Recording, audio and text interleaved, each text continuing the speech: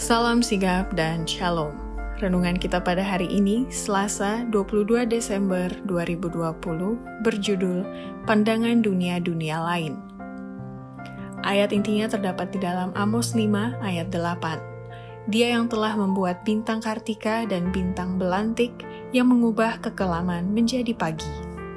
Pena Inspirasi menjelaskan yang dimaksud dengan gambaran dari judul renungan kita pagi ini, pandangan dunia-dunia lain, sebagai permulaan kekekalan adalah sebagai berikut. Pertama, semua makhluk penghuni dunia lain itu tidak ada yang tergoda untuk mendekati dan memakan buah terlarang dari pohon pengetahuan baik dan jahat, serta tidak ada keinginan mereka berbuat jahat. Tidak ada pohon pengetahuan baik dan jahat serta keinginan jahat yang mendapat kesempatan untuk penggodaan. Di sana tidak ada penggoda, tidak ada kemungkinan akan kesalahan. Kedua, semua penduduk dari dunia-dunia lain sudah bebas dari kehadiran setan dan godaan-godaannya yang berbeda dengan bumi.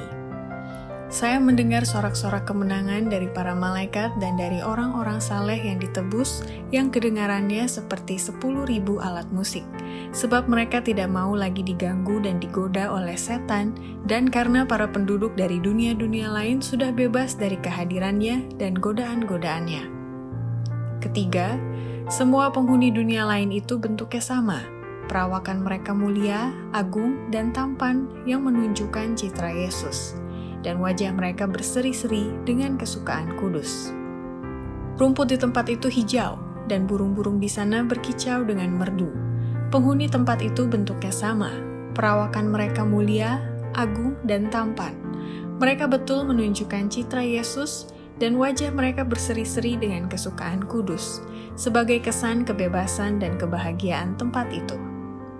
Keempat, penghuni dunia luar itu hidup dengan teguh mentaati hukum-hukum Allah dan tidak jatuh dengan pelanggaran seperti mereka yang ada di bumi.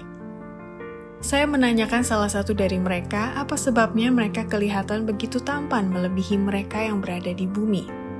Jawabnya ialah, kami hidup dengan teguh mentaati hukum-hukum Allah dan tidak jatuh dengan pelanggaran, seperti mereka yang ada di bumi. Kemudian saya melihat dua pohon, yang satu tampaknya sama dengan pohon kehidupan yang ada di kota itu. Kedua pohon itu tampaknya indah, tetapi yang satu buahnya tidak boleh dimakan mereka. Mereka mempunyai kuasa untuk memakan kedua-duanya, tetapi dilarang untuk memakan yang satu. Demikianlah renungan kita pada hari ini. Kiranya Tuhan memberkati kita semua.